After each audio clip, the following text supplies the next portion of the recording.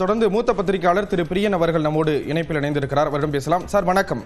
வணக்கம் sir, EPS முதுகில் குத்தி விட்டார் என்ற ஒரு குற்றச்சாட்டை பிரேமலதா விஜயகாந்த் முன்வைத்திருக்கிறார். எப்படி பாக்குறீங்க? இது தொடர்பான உங்களுடைய முதல்கட்ட பார்வை.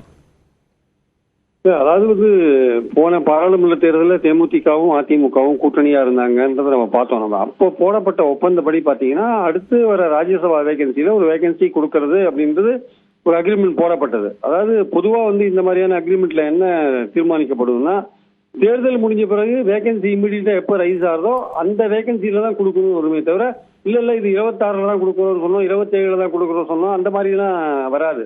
ஸோ பொதுவான நியதி என்னன்னா, கடைபிடிக்கப்பட்டு வர ஒரு விஷயம் என்னன்னா தேர்தல் முடிஞ்ச உடனே இமீடியட்டா எப்ப வேகன்சி வருதோ அந்த வேகன்சியில அவங்களுக்கு கொடுத்தாகணும். ஸோ அது நடக்கலன்றதான் பாயிண்ட். அது அந்த பிரச்சனை வந்த போது தான் இல்ல நாங்க அப்படிலாம் ப்ராமிஸ் பண்ணல, கொடுக்கணும் ப்ராமிஸ் பண்ணல, நாங்க இப்ப கொடுக்கணும் ப்ராமிஸ் பண்ணலன்ற மாதிரிலாம் எடப்பாடி தரப்புல சொல்லப்பட்டது. அவங்க தெளிவா இருந்தாங்க. தேமுதிகல அவங்க ப்ராமிஸ் பண்ணாங்கன்னு பிரேமலதாவும் சொன்னாங்க, சுதீஷும் 2 பேருமே சொன்னாங்க எங்களுக்கு ப்ராமிஸ் செய்யப்பட்டதுன்ட்டு. ஸோ அந்த இதுலதான் பிரேமலதா என்ன பண்ணாங்க, இமீடியட்டா இல்ல நாங்க கூட்டணியில இல்ல, உங்க கூட கூட்டணியில இல்ல, வரப்போற 26ல நாங்க கூடி முடிவு பண்ணுவோம், ஜனவரி மாசம் கூடி முடிவு பண்ணுவோம் யாரு கூட கூட்டணின்ற ஒரு விஷயத்த முடிவு எடுத்துட்டாங்க. இதுக்கு நடுவில் நேற்று நடந்த 30ஆம் நினைவு நாளும் போது சுதீஷ் அந்த கூட்டத்தில் கலந்துருக்காரு. என்டிஏ தலைவர் எல்லாம் அங்க இருந்ததுனால அங்க போயிருக்காரு. அப்போ என்டிஏ தலைவர்களுக்கு என்ன ஒரு நம்பிக்கை ஏற்பட்டதுன்னா, தேமுதிக மறுபடியும் என்டிஏ கூட்டணியில வரும் அப்படின்ற மாதிரியான ஒரு நம்பிக்கை அவங்களுக்கு ஏற்பட்டது. ஆனால் நேற்று நான் நியூஸ் 18 சொல்லதிகாரத்துல பேசும்போதே சொன்னேன், விஜயகாந்த் மூப்பனார் மேல பெரிய மரியாதை வச்சிருந்தாரு.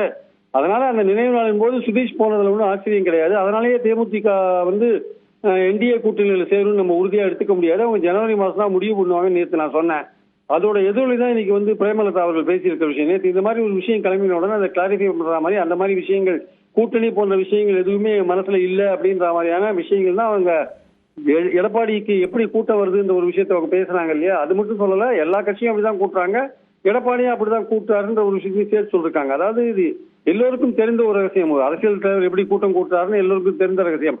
அப்படி இருக்கும்போது வெளிப்படையா பிரேமலதா அதை சொல்ல வேண்டிய அவசியம் என்னன்னா, நேரடியாக அவர் எடப்பாடிக்கு பாயிண்ட் அவுட் பண்றாங்க. இந்த மாதிரி நாங்க நேற்று அந்த கலந்துறதுனால, கூட்டத்தில் கலந்ததுனால நாங்க ஏதோ உங்க கூட்டணிக்கு வந்துருவோம் நினைக்காதீங்க.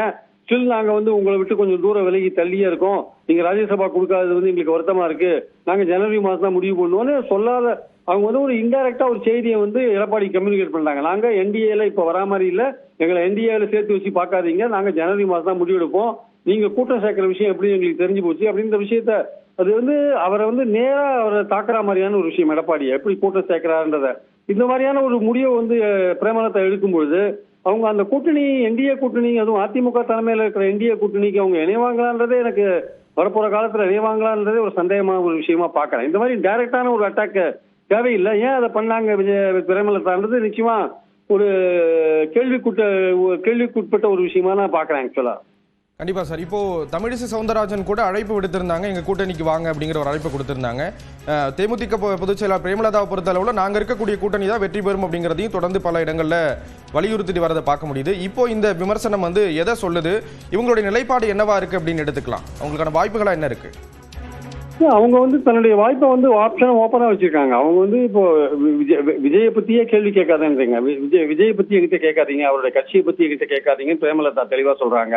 அதே மாதிரி அவங்க நடுவில் சீஃப் மினிஸ்டர் சந்திச்சுட்டு வந்தாங்க, உடல்நலம் குறித்து விசாரிச்சாங்க, துக்கம் விசாரிச்சாங்கன்ற ஒரு பேச்சு அடிபட்டது.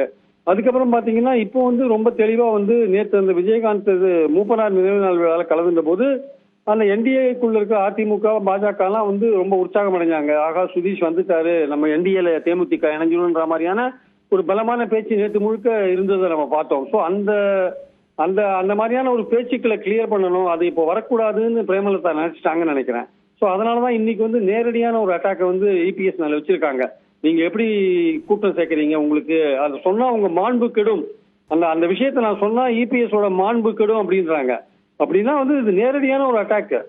இபிஎஸ் மேல அந்த பிரேமலதா வச்சிருக்கிறது நேரடியான ஒரு அட்டாக். ஸோ அவங்க தற்சமயத்துக்கு நிச்சயமா இனிமே எதிர்காலத்துல அவங்க அதிமுக தலைமையில இருக்க கூட்டணிக்கு போவாங்களா மாட்டாங்களான்றதெல்லாம் அதெல்லாம் சொல்ல முடியாது. கடைசி நேரத்துல அவங்க என்ன முடிவு எடுப்பாங்க. ஆனால் தற்சமயம் அவங்க என்டிஏ கூட்டணி அல்லது அதிமுக தலைமையில் இருக்கிற அந்த கூட்டணி அதை கன்சிடர் பண்ணலன்றதான் என்னுடைய பாயிண்ட் இருக்கு. ஆக்சுவலா அவங்க டிசம்பர் ஜனவரியில அவங்க என்ன முடிவு பண்ணுவாங்கன்னு தெரியாது. அவங்க விஜயையும் இப்ப கன்சிடர் பண்ணல, அவங்க ஆப்ஷனை ஓப்பனா வச்சிருக்காங்க. தன்னை வந்து ஏதோ ஒரு கூட்டணியோட இணைத்து பேசப்படுற ஒரு பேச்சை தடுத்து நிறுத்தணுன்றதுக்காக நேற்று நடந்த இந்த விஷயத்த சுதீஷ் போய் கலந்து கொண்டதுனால ஏற்பட்ட இந்த விஷயத்தை பேசப்படுற இந்த விஷயத்த அதை வந்து நிறுத்தணுன்றதுக்காக தான் இந்த விஷயத்தை கையில் எடுத்து நேரடியா இபிஎஸ் ஒரு அட்டாக் பண்ணிருக்காங்க. உங்களுக்கு எப்படி கூட்டம் வருது எங்களுக்கு தெரியும்ன்றது சாதாரண விஷயம் இல்ல சார், இது நேரடியான ஒரு அட்டாக் இது ஆக்சுவலா இபிஎஸ் மேல.